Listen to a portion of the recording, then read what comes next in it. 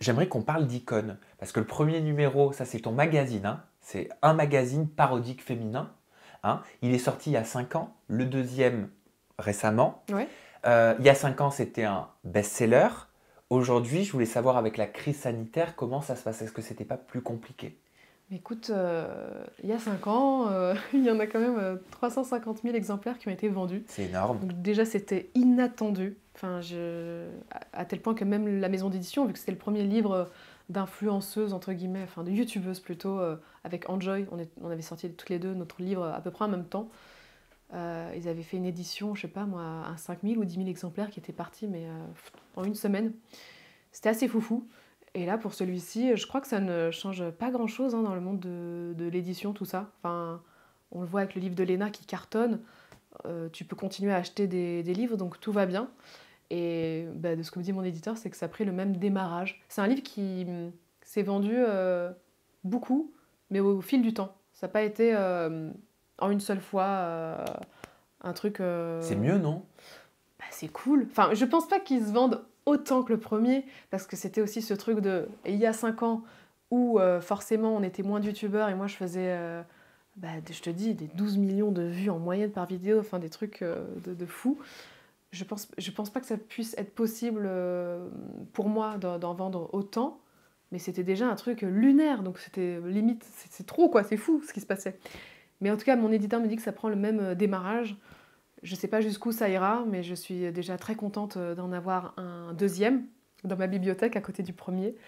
Et j'en suis très très fière parce que je le trouve encore plus abouti, forcément plus actuel parce qu'il a été fait aujourd'hui et qui aborde plus de sujets un petit peu plus sérieux, sous couvert d'humour. Donc je Bah trouve que c'est un oui. petit peu l'icône de la maturité. Bah oui, et puis même quand c'est fait avec humour, au final, indirectement, ça dénonce certains faits de société, en tout cas certaines Mhm. injustices. Moi, je pense notamment aux pages où tu recenses 20 photos de mamelons en gros plan Ouais, des et le tétons. jeu, voilà, de tétons, pardon, en gros plan, et le jeu consiste à identifier lequel de ces tétons est féminin et donc interdit. Il y a même un petit mamelon où tu dis, voilà, vous pouvez le découper et censurer, Ouais. bien évidemment. Pourquoi?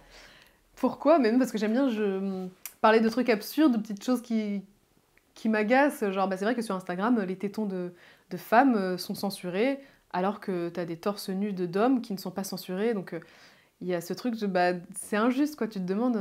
En fait, si on en est là aujourd'hui, c'est quand la poitrine des femmes, on l'a tellement sexualisée, c'est tellement devenu un truc tabou, qu'on ne l'imagine que par le sexe. Alors que tu pourrais avoir une femme torse nu en photo où c'est juste artistique et c'est joli, ou c'est juste une femme posée torse nu, et alors au même titre qu'un homme, quoi. Pourquoi c'est tout de suite du sexe? Tu vois des seins, première chose, c'est du sexe, c'est sexuel. Alors que si depuis qu'on était enfant, depuis des générations, on enlevait ce tabou sur la poitrine des femmes en disant bon bah voilà c'est juste c'est un torse, voilà. Il y a des seins, mais oui parce que c'est une femme et tu peux avoir des grosses poitrines, des plus petites, mais ce sont des poitrines qui à la base t'ont nourri quand tu étais enfant et tu apprends ça. Si on avait tous appris ça depuis qu'on est enfant et que ça n'y ait pas ce tabou, bah aujourd'hui on n'en serait pas là, je pense.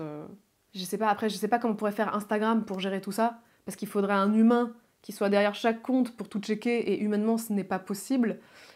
Mais ouais, il faudrait un petit peu quand même essayer de nuancer tout ça, de pas faire sauter des photos de femmes qui sont pas du tout porno, qui sont juste... voilà, c'est leur corps, c'est comme un corps de mec. À ce moment-là, moi aussi, oh là là, je me sens agressée par des tétons d'hommes, c'est tellement sexuel, arrêtez, je suis pas bien. Tu vois, c'est une caractéristique sexuelle, les pectoraux d'hommes, donc arrêtez. Soit c'est... Enfin, C'est du ouais. sexisme. Ouais, c'est un peu c'est pas juste, en tout cas, ce n'est pas juste. Et à partir du moment où un mec peut faire quelque chose et pas une meuf, bah c'est pas juste. Et du coup, soit tu censures tous les tétons, comme ça on n'en parle plus, soit tu laisses en fait, tu laisses et tu essayes de contrôler. Après, si quelqu'un signale que c'est pornographique et tu vas voir et que c'est pas pornographique, tu laisses. Et T'as si déjà connu la censure? la censure, pas vraiment. Après, t'as quelques vidéos peut-être qui ont été démonétisées, mais très peu, je C'est une crois. forme de censure, hein. Ouais, ouais. Je crois que j'ai une vidéo qui parle de première et dernière fois. Donc, première fois où je suis allée sur Twitter, dernière fois, ce genre de blague, tu vois. Ça remonte, hein, c'est une vieille vidéo. Et à un moment, je dis la première fois où tu fais l'amour, où c'est un peu genre, oui, vas-y, allons-y. Et puis la dernière où t'as une couette qui s'agite dans tous les sens. Voilà, c'était un peu olé olé, dira-t-on. Ça, c'était démonétisé parce qu'il y avait une petite scène qui suggérait un acte sexuel. Sinon, là, pendant le premier confinement, j'avais fait une vidéo sur le confinement, tout simplement, donc qui racontait un petit peu tout ça, et ça a été démonétisé. Sinon, à part ça, peut-être une vidéo sur la contraception, je crois. Ouais. Je crois qu'ils estiment que c'est pas adapté aux publicistes, enfin aux marques, je sais pas. C'est marrant que tu parles de ça parce qu'il y a le média Urel qui titrait seulement 10% des chaînes YouTube les plus populaires en France sont gérées par des femmes. Mhm. Et ils disent les vidéos d'hommes mimant la masturbation ou parlant de l'organe sexuel masculin continuent à avoir beaucoup de visibilité sur la plateforme. Les vidéos traitant de la sexualité féminine, d'avortement ou encore des règles se voient toujours démonétisées. Ouais. Et donc ça, c'est Marie, la fondatrice de l'association Les Éternêtes, qui en parlait. Et c'est quelque chose dont tu nous parles là, au travers de cette vidéo. Ouais, c'est vrai. Puis après, j'ai déjà entendu plein de créatrices de contenu en interview qui racontaient ce que tu viens de dire et bah, c'est injuste, c'est fou. Comment on peut faire en sorte que ces injustices, elles sautent à notre niveau? Bah, en parler le plus souvent possible quand on en est victime, enfin quand ça arrive et que c'est injuste.